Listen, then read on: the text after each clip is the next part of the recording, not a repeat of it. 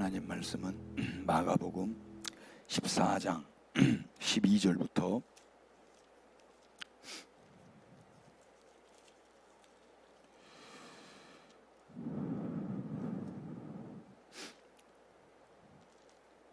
우리 25절까지 건강하신 분들 자리에서 일어나셔서 하나님의 말씀 읽겠습니다. 다 같이 무교절의 시작. 무교절의 첫날 곧 유월절 양 잡는 날에 제자들이 예수께 여짜오되 우리가 어디로 가서 선생님께서 유월절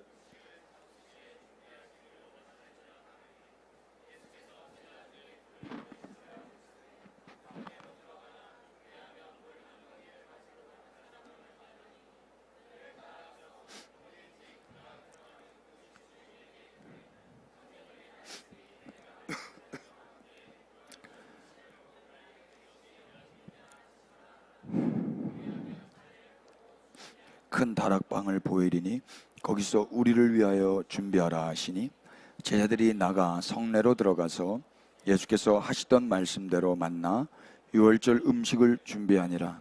점을 매 그 12를 데리고 가서 다 앉아 먹을 때 예수께서 이르시되 내가 진실로 너희에게 이르노니 너희 중에 한 사람 곧 나와 함께 먹는 자가 나를 팔리라 하신대 그들이 근심하며 하나씩 나는 아니지요 하고 말하기 시작하니 그들에게 이르시되 12 중에 하나 곧 나와 함께 그릇에 손을 넣는 자니라. 인자는 자기에 대하여 기록된 대로 가거니와 인자를 파는 그 사람에게는 화가 있으리로다. 그 사람은 차라리 나지 아니하였더라면 자기에게 좋을 뻔하였느니라 하시니라. 그들이 먹을 때에 예수께서 떡을 가시사 축복하시고 떼어 제자들에게 주시며 이르시되 받으라 이것은 내 몸이니라 하시고 또 잔을 가시사 감사 기도하시고 그들에게 주시니 다 이를 마시매 이르시되 이것은 많은 사람을 위하여 흘리는 나의 피 곧 언약의 피니라. 진실로 너희에게 이르노니 내가 포도나무에서 난 것을 하나님 나라에서 새 것으로 마시는 날까지 다시 마시지 아니하리라 하시니라. 아멘. 자리에 앉겠습니다. 우리는 지난 시간에 대제사장들과 서기관들이 예수님을 명절에는 죽이지 말자 그렇게 했는데 결국 예수님은 명절에 돌아가시는 걸 확인하죠. 그를 통해서 우리가 배운 게 뭐예요? 역사라는 건 대제사장과 서기관의 뜻대로 되지 않는다는 거였습니다. 그러니까 하나님이 작정하셨다면 인간들이 아무리 작정을 해도 그 결정은 이루어질 수 없습니다. 하나님은 자기 백성을 구원하셔야 했기 때문에 반드시 예수님은 명절에 돌아가셔야만 했었어요. 인간은 자기 자신을 위해서 시기하며 죄를 짓고 있을 그 시간에도 우리 하나님은 성실히 당신의 일을 하셨습니다. 은혜가 무엇인가? 하나님께서 인간의 뜻대로 내버려 두지 않는 것, 이것이 은혜였죠. 성실한 하나님이 계시다라는 것이 얼마나 큰 은혜인지 모르겠습니다. 여러분, 우리는 불성실합니다. 그러나 하나님은 늘 성실하셨습니다. 그래서 신앙생활에서 중요한 건 인간의 작정이 아니라 하나님의 작정이라고 그랬죠. 그러니까 오늘 우리가 어떤 작정과 마음 먹었는지는 사실 그렇게 중요한 건 아닙니다. 하나님이 마음을 먹으셨다면 그건 반드시 이루어질 거예요. 그러니까 기억해야 될 건 하나님께서 명절에 예수님을 죽이시기로 마음을 먹으셨다면 인간들이 어떤 마음을 먹고 어떤 결정을 해도 하나님은 반드시 당신의 뜻을 이루시는 분이셔요. 하나님은 당신의 뜻대로 이루어 가시는 분이십니다. 그러니 이제 하나님을 우리가 이렇게 이해하고 있다면 우리는 어떻게 기도해야 되겠습니까?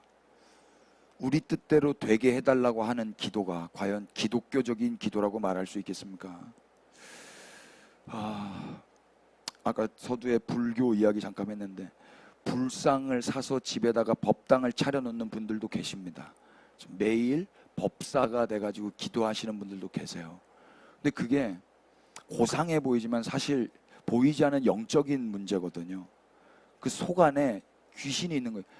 근데 놀라운 건 불교인들도 귀신을 내쫓기 위해서 기도를 하는 거예요. 너무 웃기지 않아요? 불교인들이 어떤 분노하는 포인트가 있는데, 그게 뭐냐면 저 귀신이 나에게 들어왔다는 걸 알면 불교인들이 분노합니다. 지가 불러놓고. 진짜 오리지널 불교, 아니 그러니까 오리지널 좀 가리지널인데, 불교는 사실 뭘 하고 이런 게 아니잖아요. 깨달음이고 어떤 철학인데, 뭘 행위를 통해서 귀신을 쫓아낸다든지 내가 복을 받는다든지 이런 건 사실 한국 불교죠. 한국 불교인데, 아무튼 그런 사람들도 그래서 그 분노를 삭히지 못하고 결국 그리스도교에서 이야기하는 축사를 받아요. 소위 우리 축사 아시죠? 축사는 여러분 우리 그런 거 안 해도 얼마나 감사한 줄 아세요? 주님이 이제 우리 안에 들어와 왕이 되셨습니다. 빛의 자녀가 되었다 이야기입니다. 어둠 가운데 있지 않고, 우리가 우리 힘으로 귀신을 내쫓지 않고 귀신이 오지 않도록 나를 방어하지 않고, 이 자유를 우리가 누린다는 게 얼마나 큰 복인지 불교 친구들을 꼭 사귀어 보세요. 여러분, 무당 친구들을 꼭 한번 만나보시고. 기도 이제 어떻게 해야 되겠어요? 우리 뜻대로 되게 해달라는 기도 아니에요. 매일 작정하고 결심하고 마음 먹는 그런 열심, 과연 바른 열심이라고 말할 수 있겠어요? 그건 메비우스의 띠예요. 하나님의 작정하심이 우리 안에 이루어진다면 이보다 더 큰 영광은 이제 없을 겁니다. 그래서 그리스도인은 내 안에 하나님의 뜻이 이루어지도록 우리를 내어드리죠. 참 내어드리는 것도 송구합니다. 그런데 내어드리는 거예요. 하나님, 내 뜻대로 마시고 아버지의 뜻이 이 땅에서 이루어지기만을 원합니다. 이렇게. 역사의 주관자는 하나님이십니다. 우리가 이 사실을 안다면 섣불리 욕심대로 작심하지는 않을 겁니다. 일생 피차 하나님의 언약이 이루어지기만을 사모하면서 기도했으면 좋겠습니다. 두 번째 우리가 기억해야 될 건 마가복음 14장의 구조를 통해서 하나님이 일하시는 방법을 봤는데, 예수님은 배신자와 죽일 자들 사이에서 헌신자의 사랑을 받으시죠. 배신자가 있고 죽일 자가 있는데 그 사이에서 헌신자의 사랑을 받으세요. 하나님의 뜻이 이루어지는 과정 속에서 아름다운 헌신도 있었지만 더 충격적인 배신도 있었다라는 게 이 성경을 구조적으로 봤을 때 우리가 얻은 교훈이었습니다. 그러나 대체로 우리는 아름다운 헌신만 있기를 바라죠. 그러나 인생은 경악할 만한 배신도 많습니다. 하나님은 이 모든 걸 합력하셔서 당신의 뜻을 이루어 가셔요. 그러니까 배신 없게 해주세요. 그건 어린아이의 기도입니다. 성경을 봤다면, 예수님의 삶을 봤다면 배신이 일을 하는구나 를 알게 될 거예요. 배신마저도 하나님께 붙들리면 그것도 일을 한다는 거 우리는 봤어요. 하나님은 사랑하는 사람들이 배신을 하고, 연인들끼리도 배신을 하고, 내 뱃속으로 난 자식들도 배신을 하고, 나도 배신을 해요. 내 몸, 야 네가 어떻게, 내 몸은 그렇게 안 될 줄 알았는데 이미 그렇게 되고 있더라고요. 내 몸도 배신을 해요. 그러나 이런 모든 배신을 통해서 하나님은 당신의 일을 하십니다. 그리고 우리는 그 배신을 통해서 겸손이라는 걸 배우죠. 겸손. 그동안 숨쉬며 살았던 나의 생명, 내 생각, 내 의식들, 이 모든 것들이 다 불가사의였다라는 걸 겸손히 인정하게 된단 말이에요. 그러니 우리 인생에서 배신의 때가 왔을 때 염소가 왔어요. 크게 낙심하거나 절망할 건 없어요. 진짜 절망의 때가 언제라고 그랬죠? 배신의 때가 아니라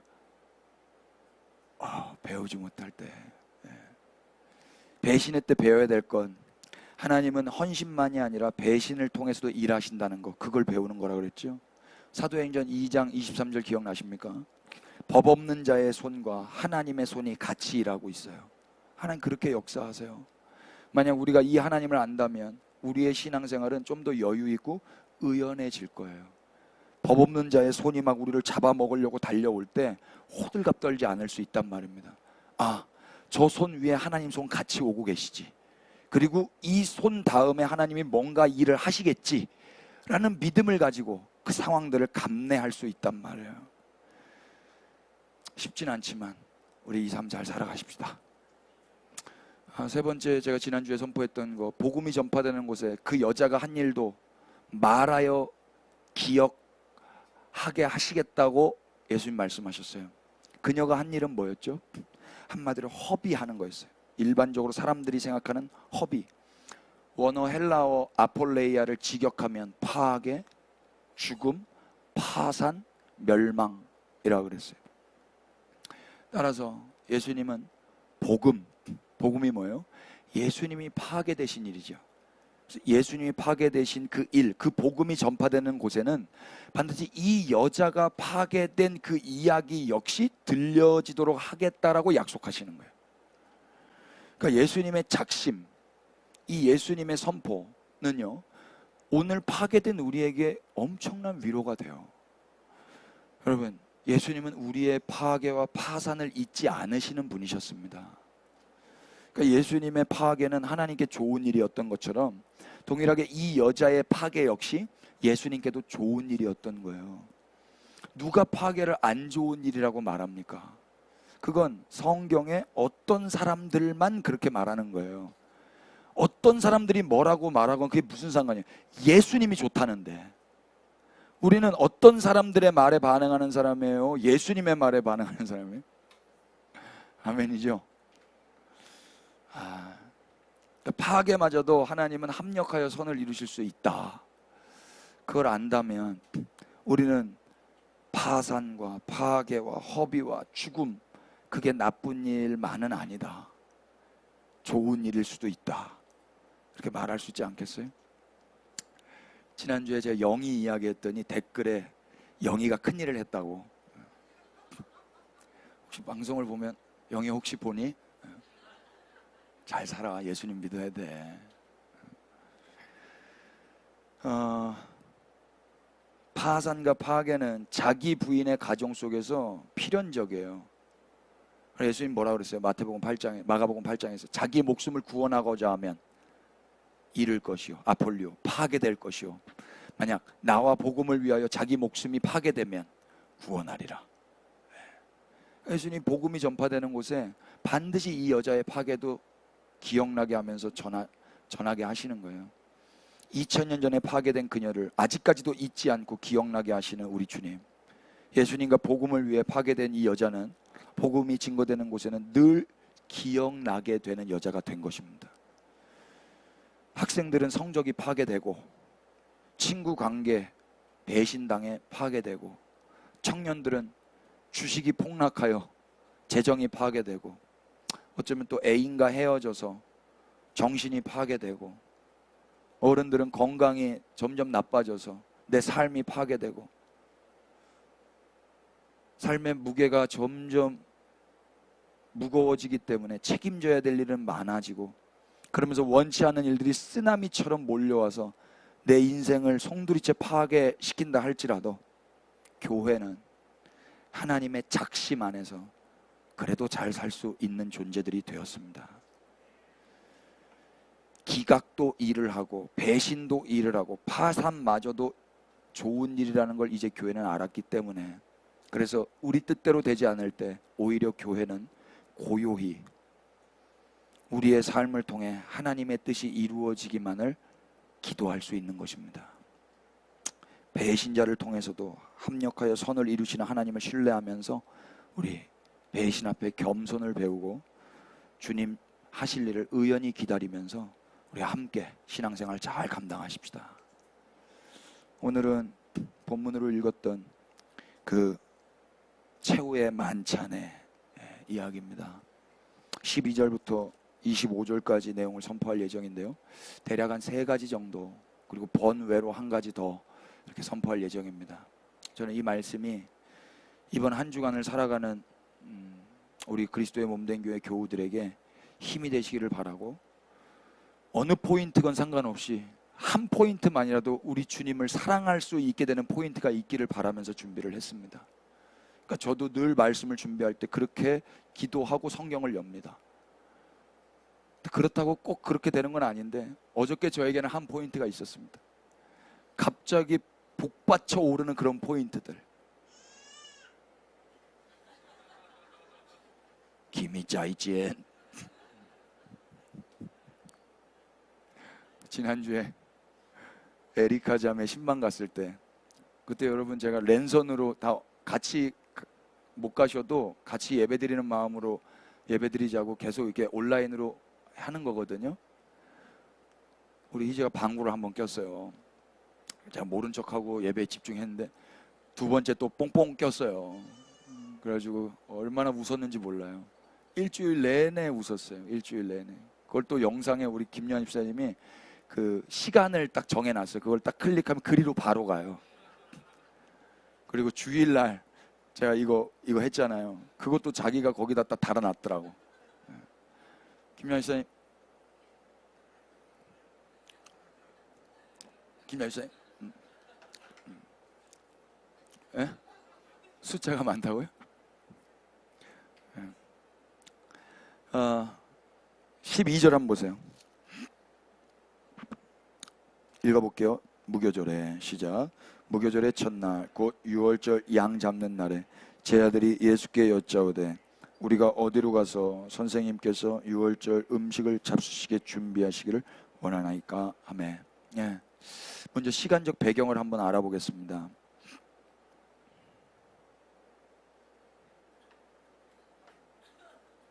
송봉교 집사님 컵이 이거여가지고 그거에다 갖다 오는가 해가지고. 시간적 배경은 언제였죠? 무교절의 첫날 곧 유월절 양 잡는 날입니다. 뭐 그냥 넘어가면 되는데 혹시 궁금해하시는 분들이 계실까봐 좀 정리를 하죠. 유월절은 유대인들 역으로 따지면 니산월 14일입니다. 그런데 무교절의 첫날은 유월절에 해가 지고 난 다음이에요. 그러니까 우리 시간 태양력으로 24시간으로 하면 같은 날임에도 불구하고 유대인의 날로 하면은 14, 15일로 간주를 하게 되는 거죠. 그러니까 해 지기 전에 양을 잡고 해가 진 다음에 그 양을 잡은 양을 먹는 거거든요. 그래서 무교절의 첫날 곧 유월절 양 잡는 날이라는 표현이 있는 겁니다. 그러니까 출애굽기 12장으로 가셔서 한번 확인해 보죠. 6절, 8절입니다.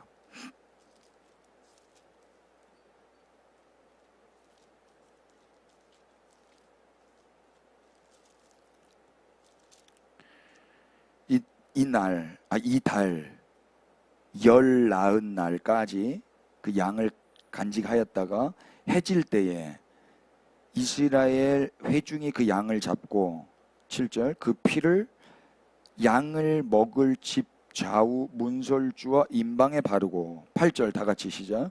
그 밤에 그 고기를 불에 구워 무교병과 씀나물과 아울러 먹되. 예. 그러니까 잡는 건 해지기 전에 잡아야 돼요. 그리고 먹는 건 밤에 먹는 거예요. 밤에.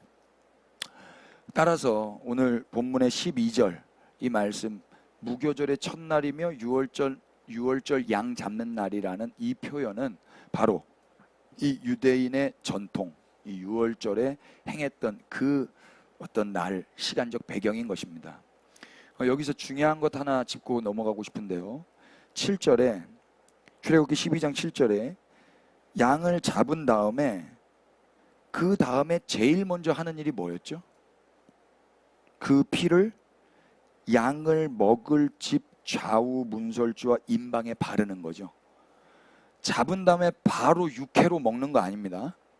잡은 다음에 그 피를 먼저 바르는 게 우선이에요. 사진 하나만 띄워주실래요?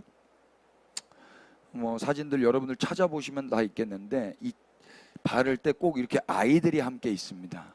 그러니까 이걸 보게 하는 거예요. 다음 세대들과 함께 동역을 하는 겁니다. 좌우 임방에 피를 바르는 거예요. 이 집이 어느 집이에요? 내 집이고 양을 잡아 먹을 그 집이에요. 이 안에 들어가서 이제 이 양을 먹는 거예요. 밤에. 그러니까 잡은 다음에 제일 먼저는 피를 바르는 거죠. 이게 제일 먼저 해야 될 일이에요. 왜 바르는 거죠? 왜? 13절 보세요. 출애굽기 12장 13절 읽어볼까요? 내가 애굽 땅을 칠 때 그 피가 너희가 사는 집에 있어서 너희를 위하여 표적이 될지라. 내가 그 피를 볼 때 너희를 넘어가리니 재앙이 너희에게 내려 멸하지 아니하리라. 아멘. 피를 왜 발랐던 거죠? 재앙이 그 피를 보면 넘어가요. 23절도 보세요. 여호와께서 애굽 사람들에게 재앙을 내리려고 지나가실 때에 문 임방과 좌우 문설주의 피를 보시면 여호와께서 그 문을 넘으시고 누구에게? 멸하는 자에게 너희 집에 들어가서 너희를 치지 못하게 하실 것임이니라. 피를 왜 발라요? 재앙을 안 받게 하려고. 여기 놀라워요. 여호와와 멸하는 자가 같이 가고 있는 거예요. 상상하면 날라다니면서 둘이 같이 가는데 다 죽이는 거예요. 다 죽이는데 여호와께서 피를 보면 야, 여긴 아니다. 빨리 막으시는 거예요. 여긴 아니야. 여긴 아니야. 아니야 한 데는 넘어가고 아무 말 안 한 데는 그냥 다 심판인 거예요. 다. 그래서 제일 먼저 해야 될 건 피를 바르는 거였어요. 중요한 게 있어요. 이 피는 누구 보라고 바르는 거예요? 나 보라고, 하나님 보라고. 종교는요, 그 피를 내가 봐요. 기독교는요, 그 피를 하나님이 보시는 거예요. 내가 피를 본다고 뭐가 달라져요? 피 보고 안정감 느낀다고 뭐가 달라져요? 야, 피 죽었어. 나 이제 살 거야. 이 믿음이 우리를 구원하는 거냔 말이에요. 하나님이 그 피를 본단 말입니다. 우리는 피를 보는 게 아니라 들어가 있는 거예요. 무슨 일이 일어나는지 몰라요. 그러니까 들어가서 먹고 사는 거란 말입니다. 그 방 안에서. 이해되세요? 그러니까 내가 아무리 피를 본다고 해서 재앙이 넘어가는 게 아니라 하나님이 피를 보셔야만 재앙이 넘어가는 거예요. 구원이라는 건 그래서 인간층에서 뭘 보고 뭘 안 보고의 문제가 아니란 말이에요. 어린 양의 피는 우리가 백날 본다고 구원을 받는 게 아니에요. 그 피는 누가 봐야 돼요? 하나님이 보셔야 되는 거예요. 여기 구원의 그림이 있는 거예요. 인간은 그저 뭐만 했어요? 양만 죽였어요. 양만 죽이고 그 양의 피를 바를 뿐인 거예요. 하나님은 이제 그 피를 보고 넘어가셔서 구원을 하시는 거죠. 그래서 인간이 구원을 받는 거예요. 우리가 구원받기 위해서 한 일이 있다면 하나님의 어린 양을 죽이고 그 피를 바른 것밖에 없어요. 이게 칭찬받을 일입니까? 그래서 구원받은 교회는 철저히 겸손해야 되고 감사해야 되는 거예요. 그래서 구원받은 교회는 자랑할 게 있겠습니까? 없겠습니까? 내가 양을 죽여서 피 잘 나오게 했어. 그런 말을 어떻게 해요? 양을 봤다고, 피를 봤다고, 피를 발랐다고 이런 인간의 행위를 자랑할 수 없습니다. 분별하세요. 그러니까 인간의 행위를 자꾸 말하는 거기는 모르는 사람들인 거예요. 기독교가 뭔지, 구원을 어떻게 받는 건지. 우리 모른다니까. 내가 어떻게 살았지? 나와 보면 아는 거예요. 어떻게는 모르는 거예요. 아, 하나님 말씀하신 대로 하나님이 하셨네. 아, 어린 양 때문에 이렇게 됐네. 내가 뭘 했다라는 말을 할 게 뭐가 있어요. 자, 다시 본문을 넘어오실래요? 마가복음. 이걸 꼭 기억해 놓고 오늘 마가복음으로 넘어오셔서 제자들의 질문을 다시 한 번 더 주목해 보십시다. 무교절의 첫날 곧 유월절 양 잡는 날에 제자들이 예수께 여짜오되 우리가 어디로 가서 선생님께서 유월절 음식을 잡수시게 준비하기를 원하시나이까? 제자들의 질문이 뭐예요? 제자들은 선생님의 유월절 음식을 준비하려고 그랬어요. 선생님의 유월절이라고 그러죠. 선생님께서 유월절 음식을 잡수시게 준비하기를 원하시나이까? 예수님의 대답은 뭐예요? 13절 다 같이 보실까요? 시작. 예수께서 제자 중에 둘을 보내시며 이르시되 성내로 들어가라. 그리하면 물 한 동이를 가지고 가는 사람을 만나리니 그를 따라가서 14절 시작. 어디든지 그가 들어가는 그 집 주인에게 이르되 선생님의 말씀이 내가 내 제자들과 함께 유월절 음식을 먹을 나의 객실이 어디 있느냐 하시더라 하라. 아멘. 유월절 잔치는요, 오직 예루살렘에서만 거행될 수 있었어요. 그래서 예수님이 예루살렘으로 오신 거예요. 예루살렘에 집을 가지고 있었던 사람들은 이런 순례자들에게 이 유월절 잔치, 유월절 축제를 위한 장소를 제공해 줘야 하는 의무가 있었어요. 대체로 당시 물동이는 여자들이 가지고 다녔다 그래요. 남자들은 가죽 부대를 가지고 다녔다 그래요. 오늘 여기 본문에 보니까 예수님이 성내로 들어가면 뭘 가지고 가는 사람이 있다 그래요? 물동이죠. 물동이를 가지고 가는 사람, 이 당시에 물동이 가지고 가는 사람이 한둘이겠습니까? 그런데 예수님이 그를 따라가라고 그러잖아요. 그럼 이렇게 터무니없는 게 어디 있어요? 신사동 가면 대머리를 따라가라. 박평탁 형제님 따라가면 어떻게 하고 저 따라가면 어떻게 돼요? 그것도 애매한 거잖아요. 그런데 애매하지 않을 수 있는 게 물동이는 여자들이 가지고 가는 건데 가지고 가는 사람을 만난다 그러죠. 이 사람이 남성형이에요. 그러니까 일반적으로 남자들은 가죽 부대를 가지고 다니지만 거기에 어떤 남자 하나가 물동이를 가지고 다닐 거야. 그 사람 따라가. 이렇게 말한 거예요. 분명하게 말씀을 해주신 거예요. 그래서 제자들 눈에는 쉽게 그 사람을 찾을 수 있었겠죠. 그래서 그 사람이 이제 이 장소를 내어주는 거예요. 내어주는데 예수님이 제자들을 보내면서 그 사람한테 무슨 말을 하라고 입에 넣어줬냐면 14절 보세요. 그가 들어가는 그 집 주인에게 이르되 선생님의 말씀이 내가 내 제자들과 함께 유월절 음식을 먹을 나의 객실이 어디 있느냐 하시더라 라고 말을 하라는 거예요. 여기에 은혜가 있어요. 여기에 제자들은 예수님께 뭘 질문했다 그랬죠? 선생님의 유월절이에요.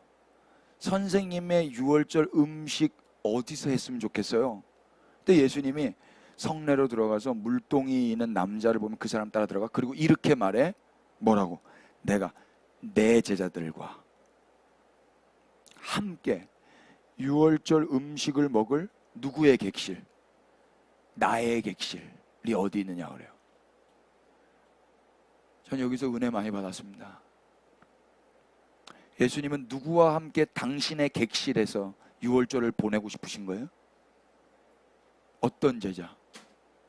내 제자예요. 네, 얘네가 내 제자다. 내 객실 어딨냐? 내 객실 내놔라. 내 객실에서 나는 내 제자들과 함께 유월절을 보내고 싶다. 예수님이 이렇게 말하신 거예요. 저는 이 호칭 내 제자, 세상에서 가장 영광스러운 소유격이며 호칭이라고 여겨졌어요. 제자들이 백날 선생님 해도 예수님 측에서 누구세요? 이러면 끝이에요. 근데 예수님이 얘가 내 제자예요 라고 말 한마디 해준 거예요. 제자들이 돈 모아서 객실 마련한 거 아니에요. 제자들이 자기의 인맥으로 객실을 확보한 게 아니에요. 예수님의 객실이에요. 내 객실 어딨냐? 내 객실에서 내 제자들과 내가 함께 유월절을 먹고 싶다. 전적인 은혜로 유월절을 제자들도 보내게 되는 거예요. 전적인 은혜예요. 그러니까 제자들이 유월절 음식을 먹을 수 있었던 이유가 크게 두 가지입니다. 첫 번째, 예수님의 예비하심. 거기 가면 그게 있을 거야. 이게 예비하신 거예요. 두 번째, 예수님의 변호하심. 얘 이 집에 들어가도 돼. 이 객실에 얘 들어갈 수 있어. 누구 자격으로? 예수님의 자격으로. 내 객실이니까 내가 데리고 오는 거야. 내 객실이니까 얘도 들어와서 먹을 수 있어. 이렇게 말해 주신다고요. 그러니까 예수님이 친히 먼저 예비하셨고, 그리고 예수님이 친히 내가 얘들을 내 제자로 여긴다라고 말씀해 주셨어요. 그래서 제자들도 유월절 만찬을 먹을 수 있는 거예요. 예수님은 제자들과 함께 유월절 잔치를 즐기기를 원하셨어요. 예수님은 당신의 제자들을 잊지 않으셨어요. 15절 말씀 보세요. 다 같이 읽어볼게요. 그리하면, 시작.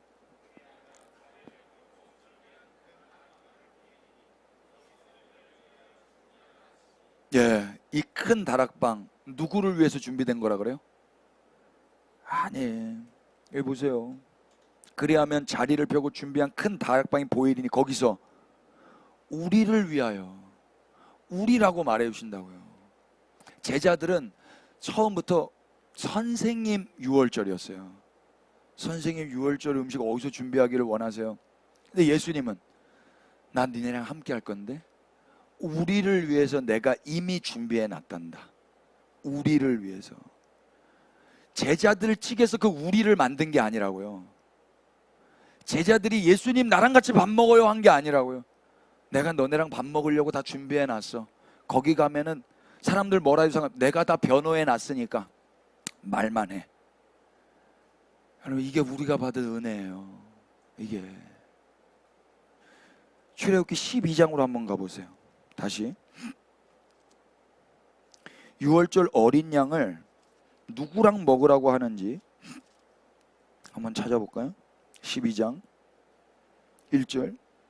여호와께서 애굽 땅에서 모세와 아론에게 일러 말씀하시되 이 달을 너희에게 달의 시작 곧 해의 첫 달이 되게 하고 너희는 다 같이 시작.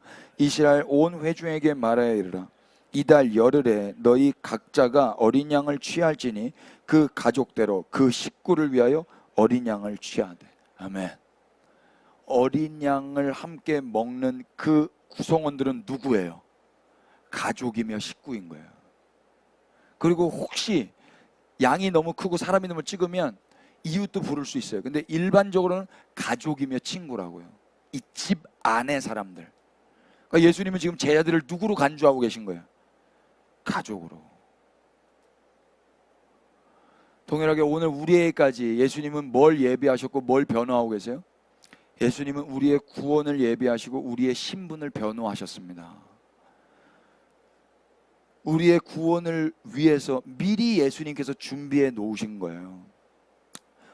그리고 우리에게 혹시 누가 뭐라고 한다고 해도 예수님이 한마디 하면 끝이에요. 얘 내 식구야, 내 가족이야, 내 제자야. 누가 뭐라고 그래? 내 가족, 내 제자, 내 교회, 내 몸이야. 누가 함부로 건드려? 이렇게 말씀해 주신다고요. 그렇다면 그 누가 우리를 이 그리스도의 사랑에서 빼앗을 수 있겠습니까?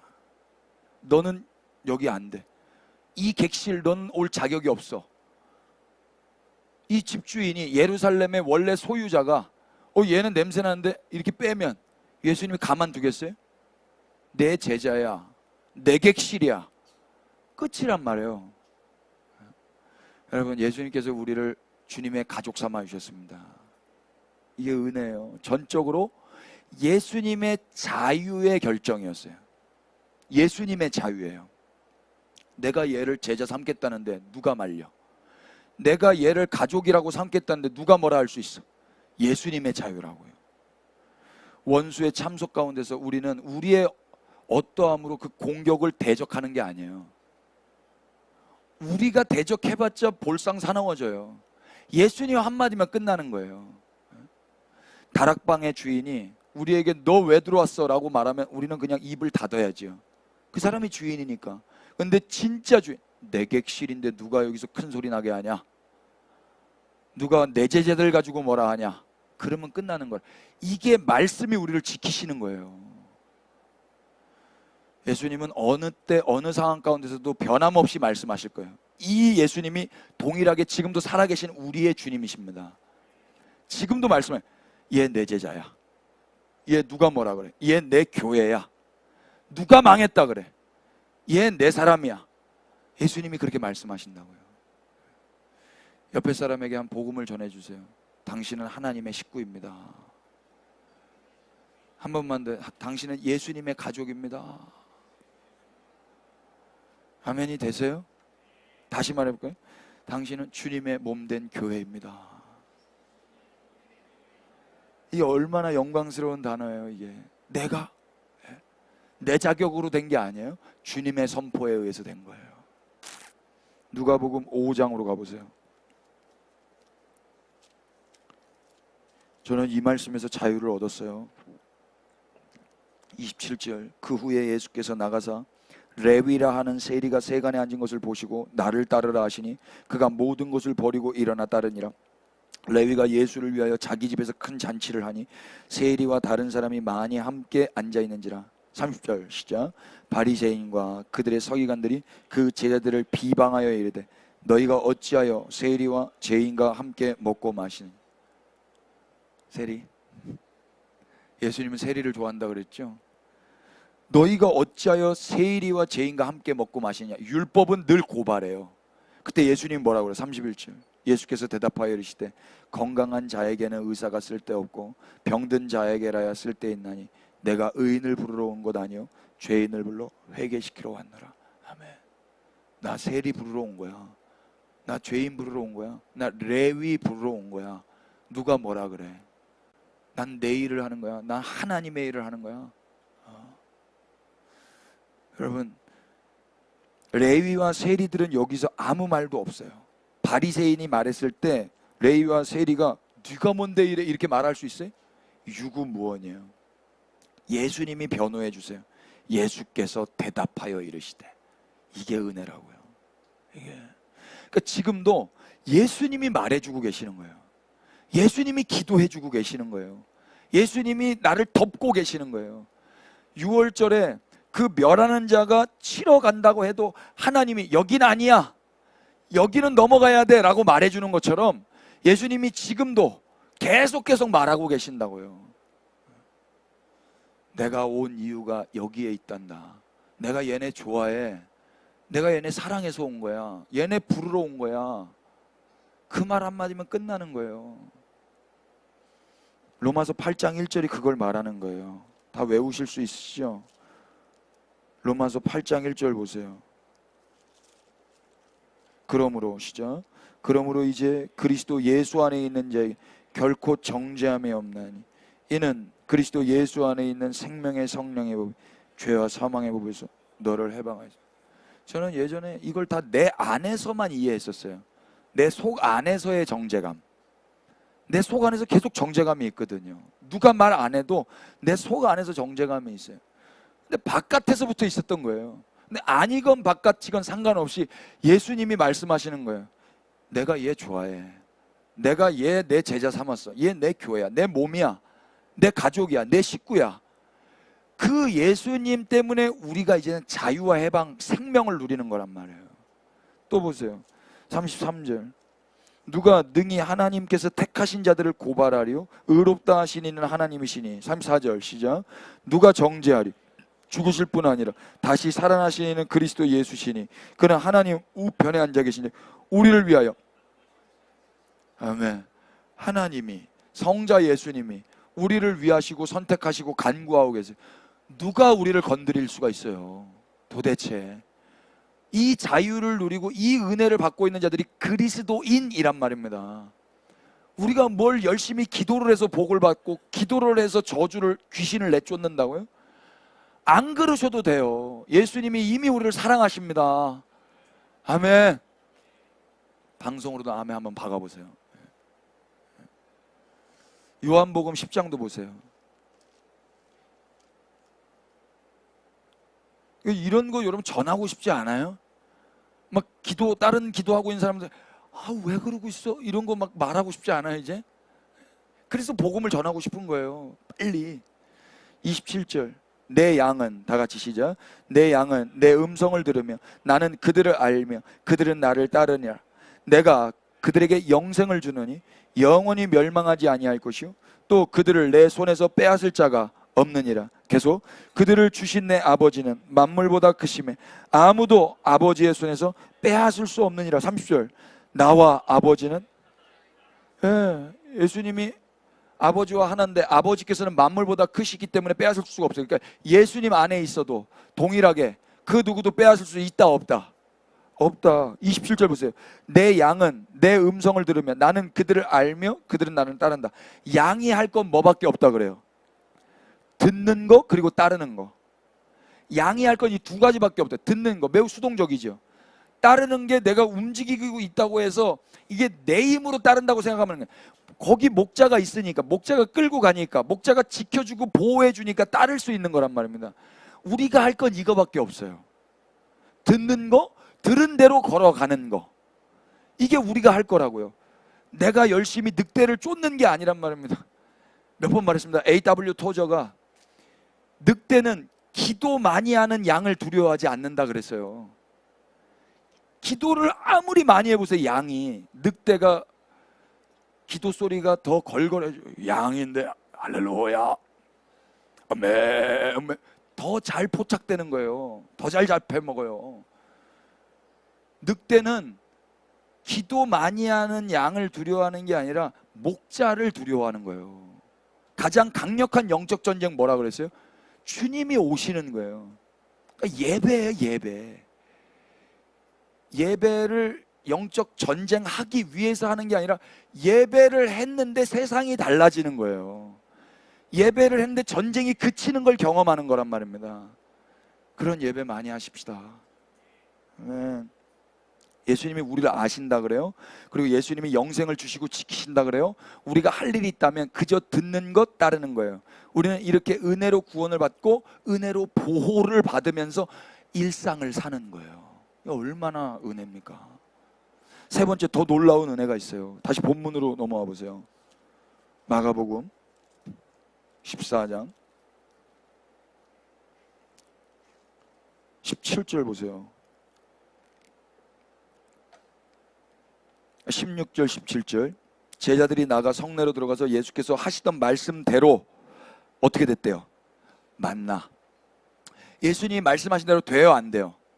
됐어요. 그래서 6월절 음식을 준비했어요. 그리고 17절 저물매. 이제 해가 저물었어요. 해가 저물었으니까 이제 뭐 해야 돼요? 먹어야지요. 근데 예수님이 몇 명을 데리고 가세요? 12를 데려가세요. 12. 이 12를 어디로 데려가신 거예요? 내 객실. 내 제자야. 난 내 제자와 함께 내 객실에서 6월절 만찬을 할 거야. 방 내놔. 거기에 12를 데려가신다고요. 그런데 18절 다 앉아 먹을 때 다 앉아 먹었어요. 12 다 먹었다 안 먹었다? 다 먹었다.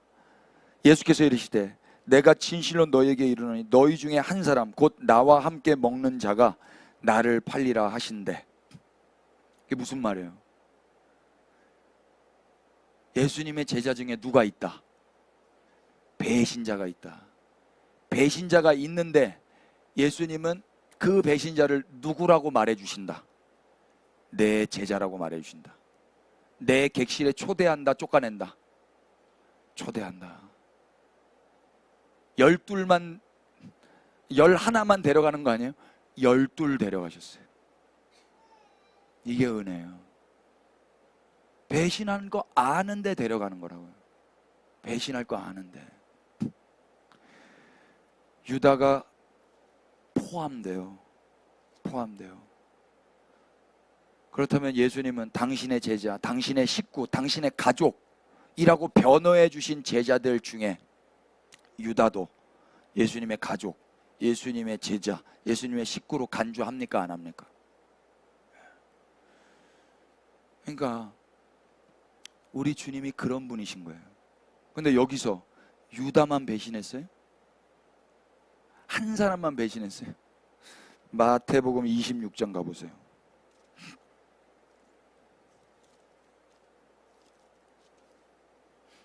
(56절)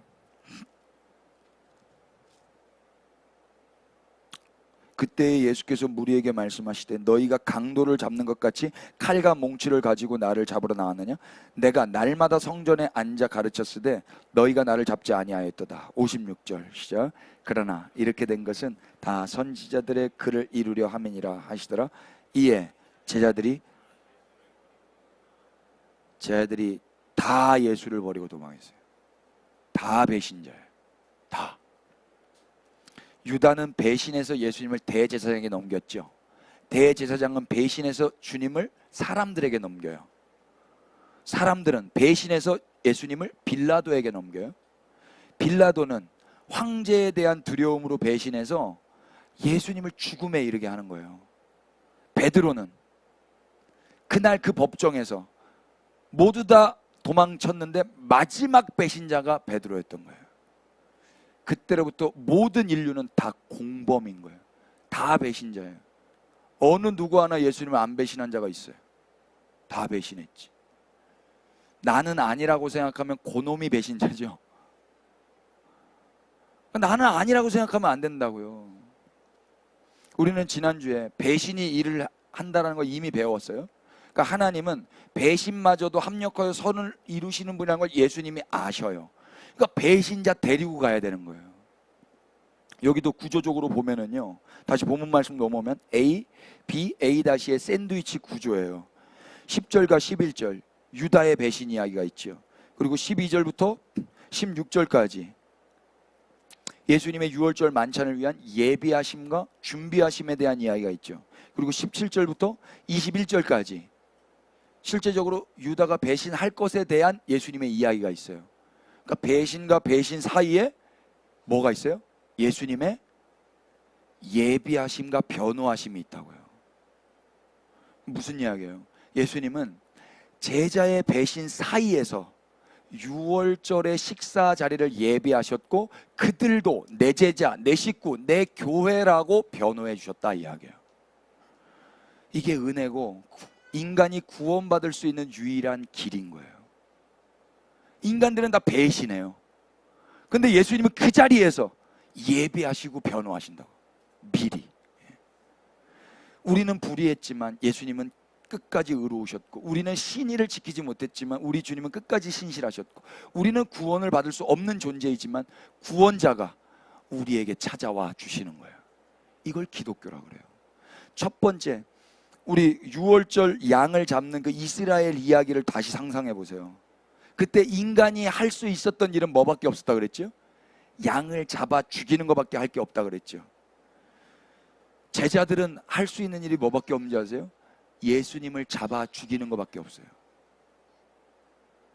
제자들이 뭘 해서 구원받는 게 아니라고요. 예수님의 식구들이 뭘 해서 구원을 받는 게 아니라고요. 예수님은 친히 그 자기를 배신하고 잡아 죽이려고 하는 자들에게 잡혀주세요. 죽여 하고 내어주신다고요. 제가 몽골 이야기 몇 번 했죠. 진짜로 몽골 그 초원에서 우리 숙소에 양을 키우고 있었는데 그 양을 데리고 갔어요. 양 잡는 체험하려고. 뭐 좋다고 갔어요. 초원 진짜 넓고 구름이 바로 구름이 여기 걸려 있어요. 고산지대이기 때문에. 갑자기 거기서 양을 잡더라고요. 막 놀다가 와가지고 양을 잡는데 단도직입. 정말 단도로 명을 끊어요. 급소. 쑥했는데 양이 하고 말아요. 그리고 그걸 배를 쭉 갈라요. 그때 양이 난 봐버렸어요. 그 눈동자를. 좀 갈치도 못 잡거든요. 갈치가 저를 쳐다보고 있는데 너무 무서워가지고 갈치 대가리 자르는데 너무 무서웠는데 그 양의 눈을 봐버렸다고. 그때 알았어. 우리 예수님이 이렇게 돌아가셨구나. 그는 드러내지 않으신다고. 소리내지 않으셨어요.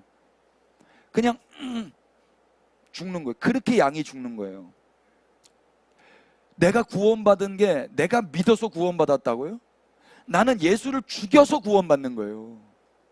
인간이 하는 건 양을 죽이는 것밖에 없다고. 발라고 그걸 하나님이 보고 넘어가는 거예요. 하나님이. 제자들이 했던 건 배신하는 것밖에 없다고요. 예수님은 그 배신 사이에서 예비하시고 변호해 주시는 거예요. 그래서 인간이 구원받는 거예요.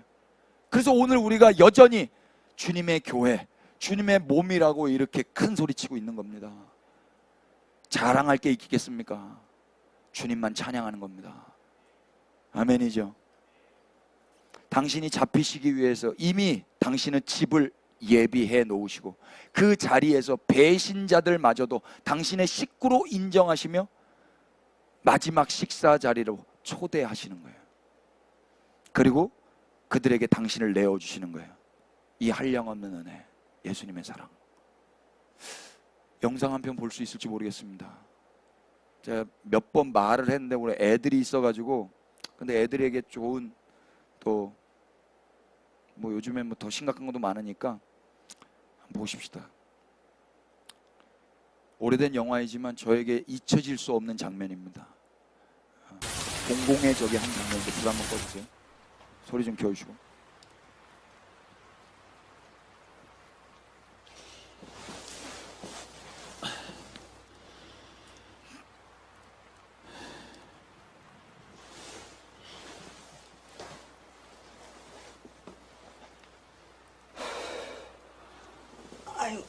아유, 왜 이렇게 잠을 못 주무시오? 귀한이한테서 전화 안 왔었어? 없었어요. 당신이 생각해도 내가 지금 귀한이한테 몹쓸 짓을 하고 있는 건가? 무슨 소리예요? 100번, 1000번 옳은 결정이에요. 신경 쓰지 말고 당신 뜻대로 하세요. 난 당신을 믿어요. 고맙구만. 그렇게 생각해줘서. 별소리를 다 하시오.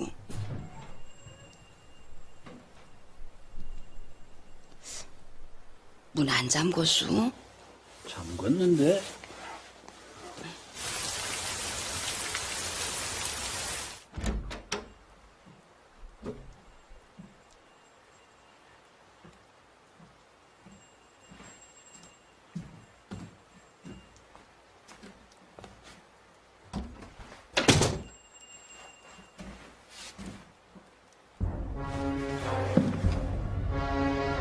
누구야?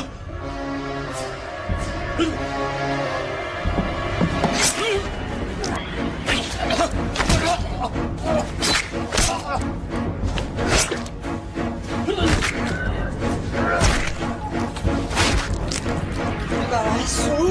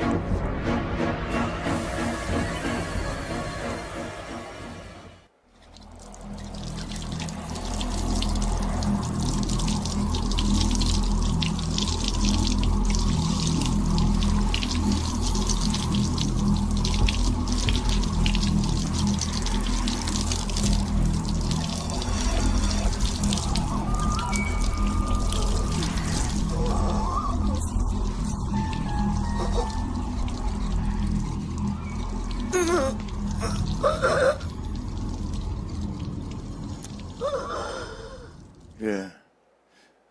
오영훈. 저기 그 카메라 앵글에 잡힌 게 뭐냐면 손톱이에요. 손톱, 엄마 손톱이에요. 애기, 뭐 아들 손톱이 됐든지 엄마 손톱이 됐든지 아들 손톱일 수 있을 가능성이 높아요. 그걸 엄마가 잡으려고 하는 거예요. 왜 잡으려고 할까요? 내 아들 살인자 되지 않게 하려고. 아들은 엄마 아빠가 유산 안 밀려주니까 엄마 아빠 죽이고 돈 자기가 먹으려고 죽인 거예요. 그리고 자기가 자기 죄인 아니라고 씻고 있는 거예요. 자기 죄를. 근데 그때에도 엄마는 뭐 하고 있어요? 내 아들 죄인 되지 않기 위해서 아들 그 흔적을 다 삼켜버리려고 죽기까지 아들 손톱 먹으러 가는 거예요. 이게 부모 사랑이에요. 부모 사랑.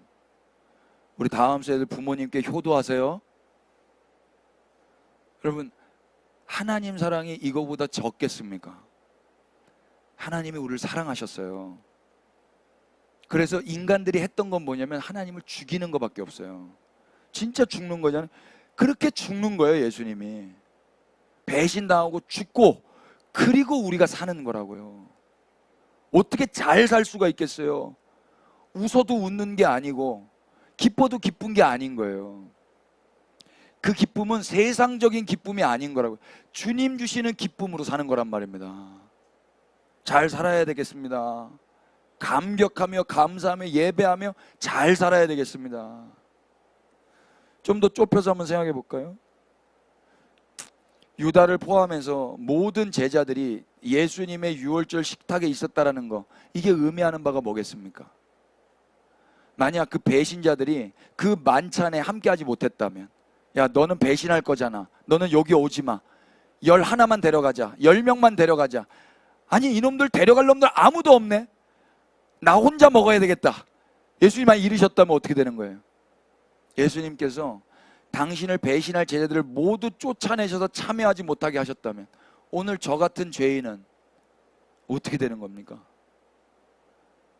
어떻게 용서받고 어떻게 구원받고 어떻게 예수님의 가족이 될 수 있는 거예요? 가망이 없어요. 근데 성경은 뭘 기록하고 있어요?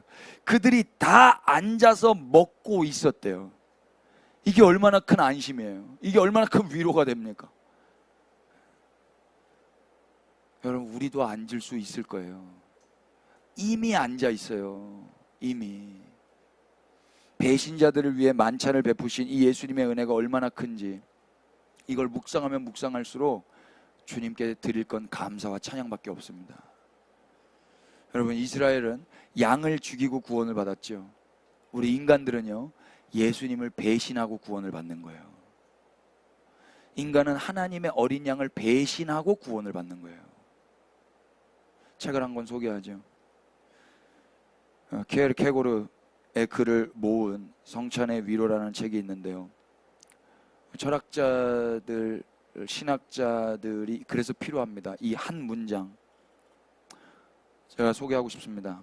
인류가 속죄자를 십자가에 못 박았을 때보다 속죄자에 대한 필요가 더욱 분명한 적은 없었다. 몇 번을 곱씹어 읽어봐야 돼요. 인류가 속죄자, 우리 예수님이에요. 그 속죄자를 십자가에 못 박았을 때보다 속죄자에 대한 필요가 더욱 분명했던 적은 없었다. 그러니까 이 문장, 예수님이, 사람들은 예수님을 못 박는데 그때 그분이 진짜 제일 필요로 했던 시간이었다 이야기예요. 내가 이래서 왔다, 더 찔러라, 더 박아라, 더 죽여라, 내가 그래서 왔으니. 이해되세요? 이 문장을 이런 식으로 적용해 보면 어떨까 싶었어요. 세상이 교회를 십자가에 못 박았을 때보다 교회에 대한 필요가 더욱 분명했던 적은 없었다.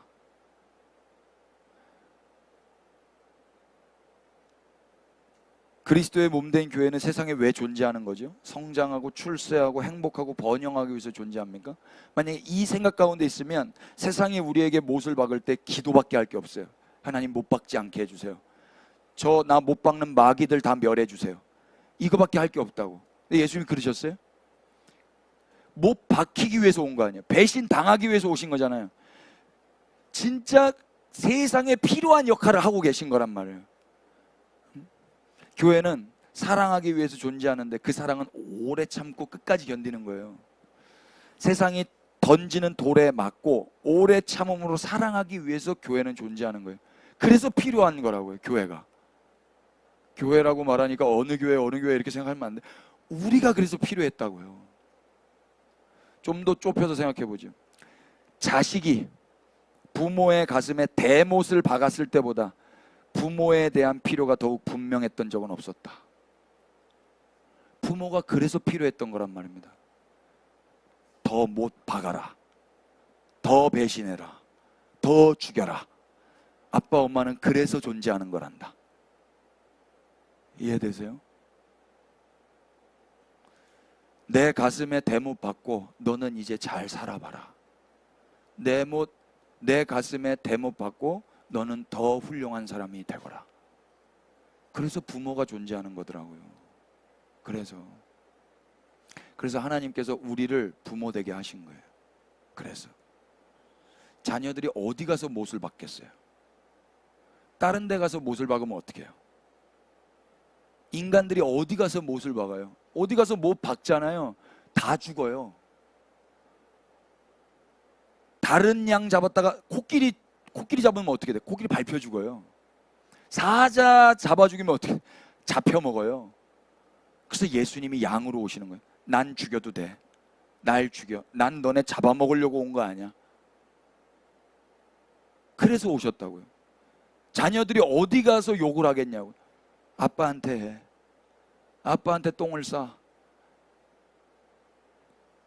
우리 여기 지금 원장님 계신데 회원이 원장님의 가슴에 대못을 박았을 때보다 원장님에 대한 필요가 더욱 분명했던 적은 없었다. 원장님만 제가 한 거 아니에요. 몇 개 더 있는데 그만할게요. 예수님이 아니면 안 되니까 배신자들 사이에 하나님이 예수님을 보내셨던 것처럼 하나님은 오늘도 당신의 몸된 교회가 아니면 안 되니까 우리를 그 현장, 그 인생 가운데 보내신 겁니다.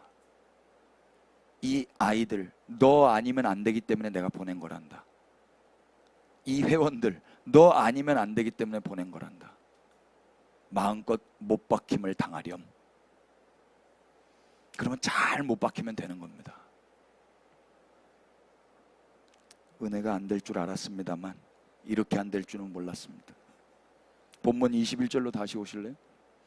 인자는 자기에 대하여 기록된 대로 가거니와 인자를 파는 그 사람에게는 화가 있으리로다. 그 사람은 차라리 나지 아니하였더라면 자기에게 좋을 뻔하였느니라 하시니라. 가론 유대에 대한 예수님의 평가가 무엇인가?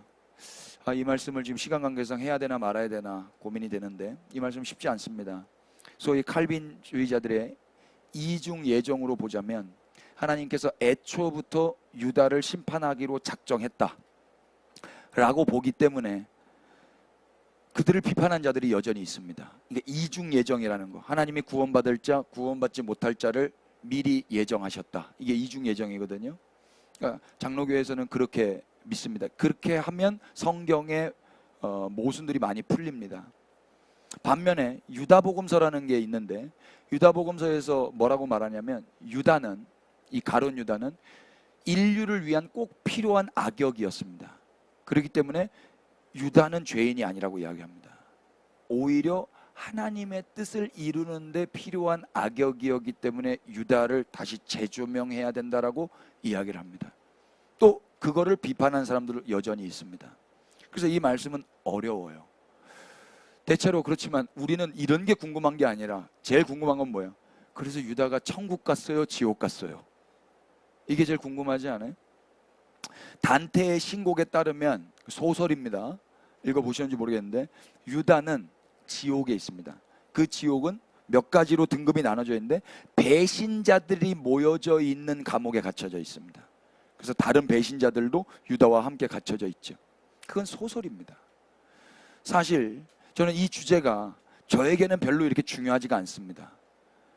저는 성경 안에 다른 어떤 이슈들 많이 있는데 그런 게 저에게는 지금 중요한 게 아니에요. 제가 말하고자 하는 거는 거의 원띵이거든요.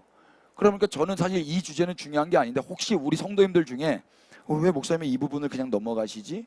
하고 궁금해 하실 분들이 계실까 봐 저는 어떻게 생각하는지 제 의견을 좀 나누고 넘어가도록 하겠습니다. 사도행전 1장으로 가보실래요? 성경 안에서 유다에 대한 평가를 두 군데에서 이야기를 하는데 그 두 군데를 살펴보면서 제가 기도하면서 정리했던 제 의견을 좀 나누겠습니다. 15절부터 25절까지 그 유다의 이야기가 나옵니다. 시간 관계상 25절만 보십시다. 봉사와 및 사도의 직무를 대신할 자인지를 보시옵소서. 유다는 이 직무를 버리고 어디로 갔다 그래요? 제 곳으로 갔나이다. 이게 그 당시 유다의 친구들, 유다와 함께 동고동락했던 제자들의 평가입니다. 그리고 성경의 평가예요. 지옥 갔다 그래요? 제 곳으로 갔다 그래요? 제 곳으로 갔습니다.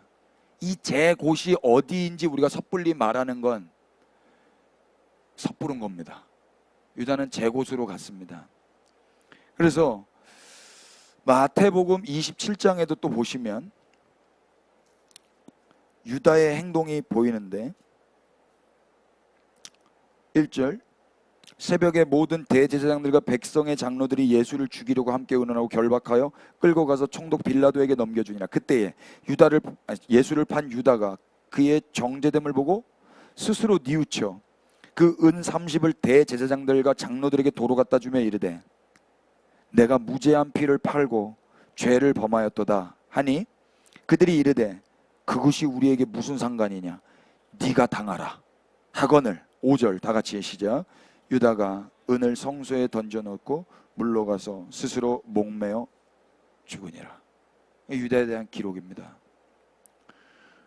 저는 이 유다의 죽음을 놓고 교회가 유다처럼 살지 말자, 자살하면 지옥 간다, 이 정도의 결론만 내려서는 안 된다고 생각을 해요. 교회는 제일 먼저 해야 되는 일과 어떤 느껴야 되는 감정이 있다면 아파해야 될 것입니다. 아파야죠. 사람이 죽었는데. 실수하고 실패한 유다가 왜 자살을 했을까요? 돌아갈 곳이 없다고 여긴 거예요. 돌아갈 곳이. 대제사장들과 서기관들이 뭐라고 말했죠? 그것이 우리와 무슨 상관이냐? 네가 당하라 그랬어요. 만약에 거기서 그래? 그럼 알았어. 이래줬다면 이야기는 달라질 수 있는 거 아니겠어요? 다 나쁜 놈들이에요. 유다만 나쁜 놈이 아니라 다 배신자라고요. 이 대제사장도 죄인이고 서기관들도 죄인이고 바리새인들도 죄인이고.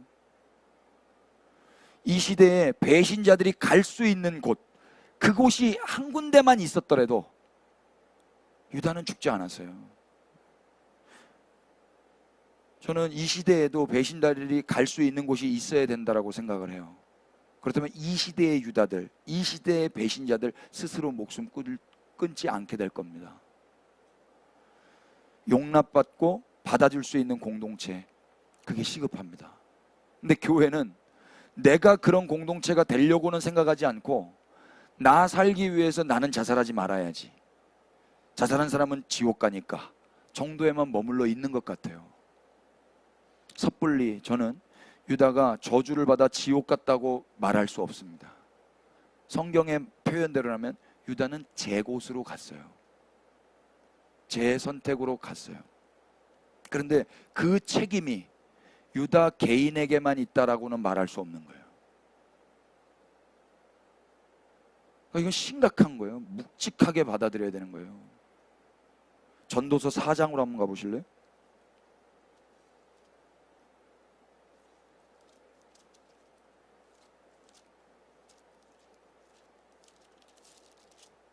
(1절) 내가 다시 해 아래서 행하는 모든 학대를 살펴보았도다. 보라, 학대받는 자들의 눈물이로다. 그들에게 위로자가 없도다. 그들을 학대하는 자들의 손에는 권세가 있으나 그들에게는 뭐가 없도다? 위로자가 없도다. 그러므로 나는 아직 살아있는 산자들보다 죽은 지 오랜 죽은 자들이 뭐되도다? 더 복되다 하였으며. 3절 시작. 이 둘보다도 아직 출생하지 아니하여 해 아래에서 행하는 악한 일을 보지 못한 자가 더 복되다 하였도다. 성경이 뭐라고 그래요? 아직 태어나지 않은 자들이 복되다. 이유가 뭐예요? 이 세상에는 학대자가 많고 위로자가 없다 이야기예요. 너가 태어나지 않았으면 좋았겠다, 이게 저주로만 읽을 게 아니라 예수님께서 슬퍼하시면서 널 위로할 자가 아무도 없을 거야. 왜? 이 세상에는 다 배신자요 죄인밖에 없거든. 이렇게도 읽을 수 있어야 되지 않겠어요? 본문 말씀에 화가 있도다라고 번역한 헬라어 단어는요, 슬프다라는 탄식 감탄사예요. 슬프다. 너는 차라리 안 태어났으면 너 자신에게 좋았을 텐데. 유다는 의로웠던 자입니다. 유다는 정직했던 사람입니다. 열심히 있었던 사람입니다. 그 사람의 자살을 제가 희화하려고 하는 게 아니고요, 미워하려고 하는 게 아니고, 그 사람의 이 자살로 인하여서 우리가 받아야 될 교훈이 뭔지, 교회가 어떤 공동체가 되어야 하는지에 더 우리는 이제 주목해야 될 거라고 말씀을 드리고 싶은 겁니다. 그래서 유다는 스스로 자기를 학대했죠.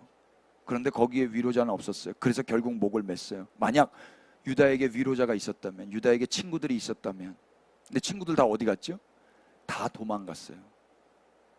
친구라고 했던 놈들도 다 자기 살기 바빠서 도망갔다고요. 대제사장들과 장로들, 서기관들 유다 외면했습니다. 그래서 만약 유다가 안 태어났다면 어쩌면 네가 더 복되었을 수 있었을 텐데, 이 위로자도 없는 세상 가운데서 네가 참 많이 힘들겠구나 라고도 예수님의 마음을 읽어낼 수 있지 않을까요? 전 이건 제 견해입니다. 우리는 우리만 생각해서 유다처럼 안 되려고만 하지 않았던지 돌아보자고요. 우리는 뭐가 잘나서 여기에 있는 거예요? 우리는 유다만큼 정직하지도 못하고 의롭지 못해서 자살도 못한 거예요. 용기도 없어서. 전 자살하려고 몇 번 했는데 무섭더라고요. 하나님이 저의 비겁함과 용기 없음마저도 사용해 주신 거예요. 그것도 수치였어요.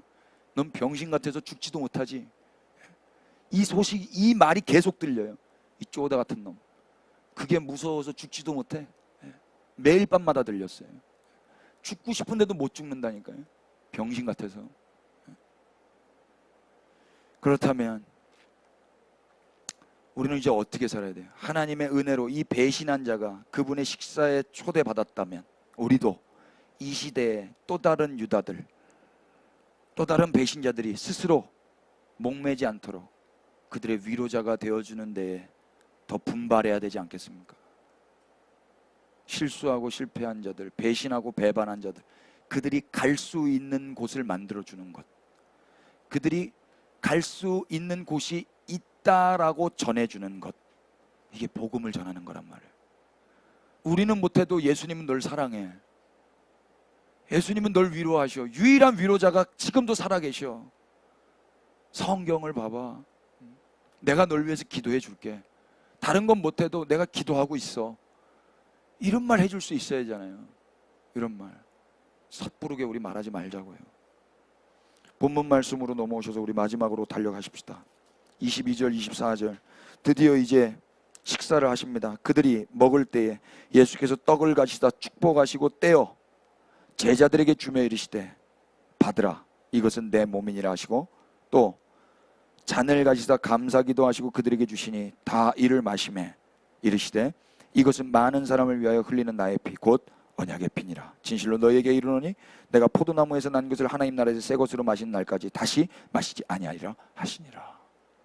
여러분, 말씀 읽었는데 예수님이 떡을 누구에게만 떼어주시던가요? 유다 빼놓고, 베드로 빼놓고 몇 명에게만 떼어주세요? 아니면은 모두에게 떼어주세요? 다 떼어주셨어요. 다. 그들이 먹을 때요, 예수께서 떡을 가지다 축복하시고 떼어 제자들에게 주시며 이르시되 뭐라 그래요? 받으라. 받으라.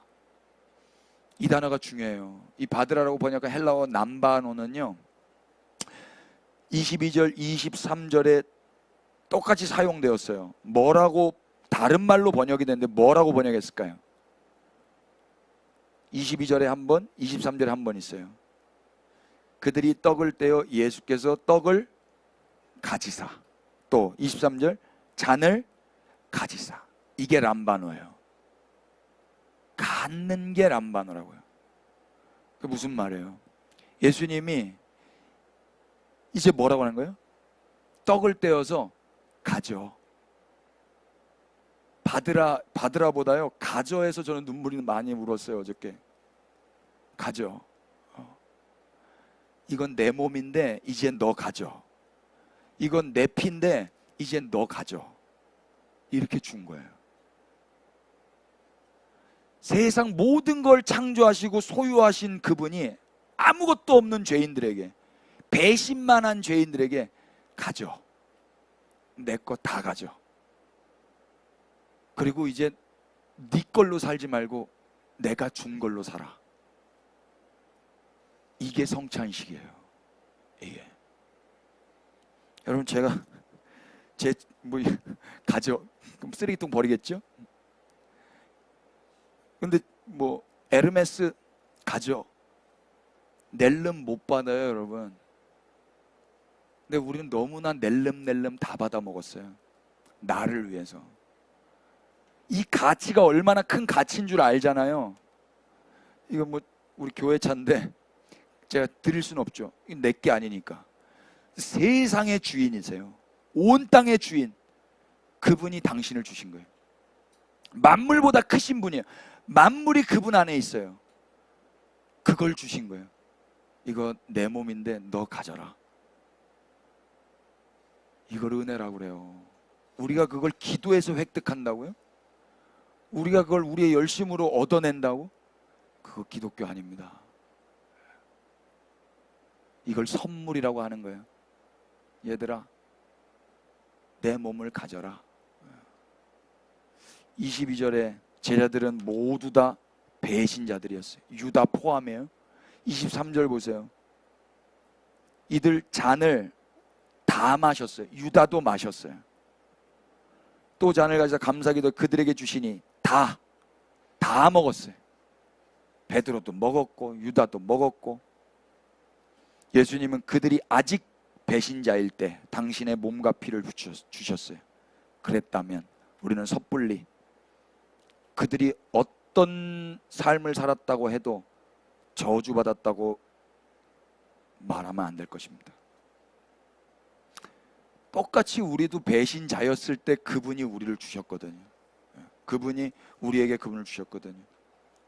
그러니까 예수님은 이 생명을 주고 싶어서 오신 거예요. 배신자들에게. 24절 보세요. 이르시되 이것은 어떤 사람을 위하여? 많은 사람을. 이 많은 사람 중에 누락될 수 있는 사람이 있어야 되겠습니까? 우리는 이제 없어야 되지요 라고 말해야죠. 얘는 안 돼요. 얘는 아니지요. 얘는 아니지요. 나는 아니지요. 나만 아니기를 바라는 거야. 아니 그 질문 자체 이상하지 않아요? 나를 파는 자가 있으리라. 거기에서 뭐라고 제일 처음에 그게 무슨 말이에요? 이래야 될 거 아니에요. 근데 뭐든지 나는 아니지요라고 말을 한다고요. 나는 아니. 이 말이나 되는 소리예요? 여러분들이 저를 배신하게 되실 거예요. 웃어야죠. 나는 아니지요. 뭐 이상하잖아요.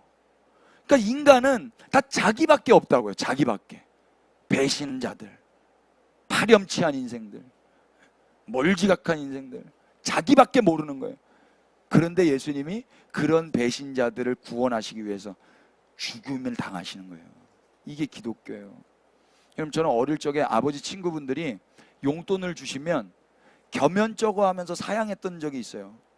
아, 괜찮습니다, 괜찮습니다 이렇게. 근데 그때 어른들이 그러는 거예요. 어른이 주면 받는 거야.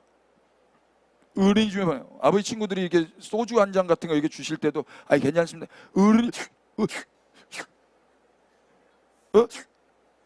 어른이 주면 받는 거야. 그래서 한 잔 돌려서 이렇게 마셨어요. 어릴 적에도.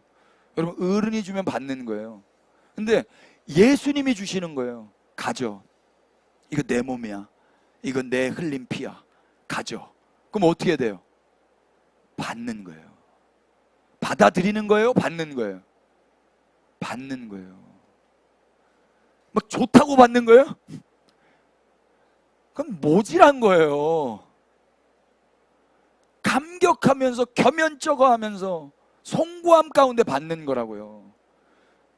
그러니까 성찬 때, 밥을 먹을 때, 식사 때 그 마음으로 식사를 하는 거란 말입니다.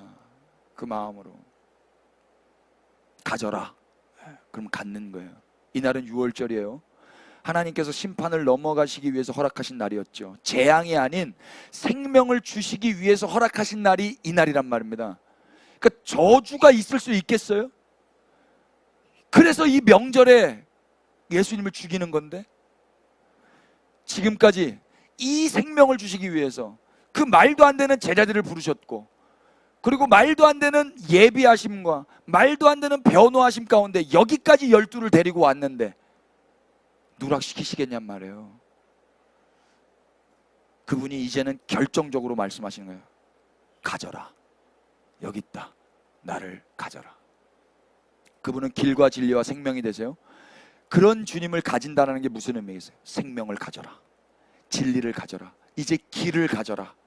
다른 표현으로 하면 이제 가짜 생명들에게 가서 기웃기웃거리지 마라. 거기 생명 없다. 거기에 생명 없다. 이제 다른 데 쓰레기 같은 거 먹지 말아라. 그건 먹을 거 아니다. 이제 내가 길을 줬으니 다른 데 가서 방황하지 말아라. 이거 가져라. 옛날에 너에게 나를 보낸다라는 영화가 있었는데, 예수님 너에게 나를 준다. 이제 네 안에 길이 있고 네 안에 생명이 있고 네 안에 진리가 있다. 이제 누구에게도 어떤 말에도 무슨 일에도 휘둘리지 말고 나를 먹고 나를 가지고 이제 나로 말미암아 살아라. 그러시는 거예요. 책 한 권만 띄워주실래요? 스탠리 하워스가 마태복음을 주석했는데 거기서 이런 구절이 있어요. 이스라엘 백성들은 분명한 역사를 가지고 땅 위에 자리했던 백성이다. 예수님 역시 이 땅에 오셨고 분명한 역사를 제공하셨다. 그분의 몸과 피를 나누라는 초대, 곧 우리에게 그분의 몸을 먹고 그분의 피를 마시라는 명령은 그분께서 세상에 계셨던 것처럼 세상에 있어야만 하는 한 백성을 창조하는 것이다. 이스라엘도 역사 안에서, 예수님도 역사 안에서, 그 땅 안에서 사셨죠. 예수님도 지금 역사 안에서, 시간 안에서, 이 땅 안에서 우리에게 이 성찬을 주시는 거예요. 뭘 만드시려고? 이 세상에, 이 땅에 꼭 필요한 존재들, 있어야 되는 그 존재를 창조하고 계시는 거예요. 그래서 당신의 살과 피를 주시는 거예요. 너가 필요하다. 나처럼 살 내 몸들이 필요하다. 이거 가져라. 그리고 너도 못 박혀라. 그래서 내가 너를 창조했단다. 성찬이 그런 거예요. 예수님이 당신의 몸과 피를 주신 건 이 세상에 꼭 있어야 될 사람들을 창조하신 것인데, 그래서 우리의 오늘의 성찬은 세상에 꼭 필요한 사람으로서의 식사인 것입니다. 밥을 왜 먹어요? 밥을 먹는데 쓰레기 같은 사람이 되면 되겠어요? 이 세상에 쓸모없는 사람이 되면 되겠냐고요. 이 세상에 필요한 사람은 누구예요? 이 세상에 유일하게 필요했던 메시아가 했던 일이 뭡니까? 배신을 당하는 거예요. 다른 말로 사랑을 하는 거예요. 너는 날 죽여라, 나는 너를 살리겠다. 이게 이 세상에 꼭 필요한 사람들이란 말입니다. 그랬던 분은 예수님 한 분밖에 없었어요. 근데 그 예수님이 당신을 주시면서 이제 나를 먹고 너는 내가 되라, 내 몸이 되라, 내 교회요, 내 제자들이요. 이 명령이 지금 떨어지고 있는 거라고요. 예수님의 살과 피를 가진 자들, 그런 자들이 가정에 필요합니다. 공감이 되시면 아멘 하십시다. 예수님의 살과 피를 가진 자들, 그들이 학교에 필요합니다. 회사에도 필요하고 이 조국 교회에 필요합니다. 열방과 이스라엘에 많이 필요합니다. 배신자들에게 못이 박히면서까지도 사랑으로 자신을 내어줄 그런 교회가 필요합니다. 은혜는 그래서 이 영광스러운 책임을 수반하는 거예요. 끝으로 고린도전서 11장으로 한번 가보세요.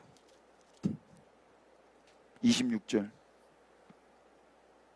다 같이 너희가, 시작, 너희가 이 떡을 먹으며 이 잔을 마실 때마다 주의 죽으심을 그가 오실 때까지 전하는 것이. 떡을 먹으며 잔을 마실 때마다 뭐 하라고요? 주의 죽으심을 그가 오실 때까지 전하는 거래요. 성찬에 참여했다면 우리는 뭐 하는 거예요? 주님의 죽으심을 전하는 겁니다. 그 죽으심은 영광스러운 죽음입니다.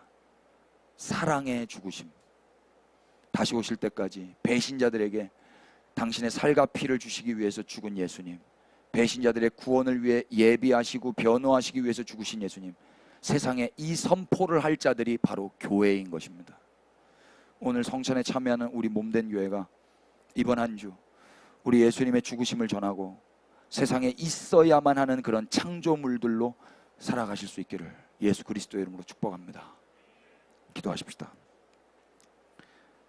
배신자들에게도 식탁을 차려주신 주님, 당신은 죽음의 식탁을 차리셔서 우리를 살려주셨습니다.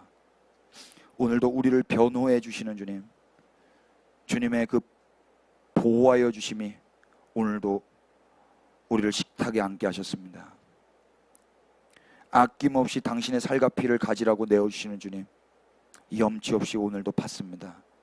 이 식사를 통해서 이 세상에 꼭 있어야 하는 백성을 창조하신 주님, 부디 이 땅에서 당신을 가진 자답게 살아가게 하여 주시옵소서. 죄인을 가족 삼아 새로운 피조물로 창조하신 예수 그리스도의 이름 받들어 기도 올렸습니다.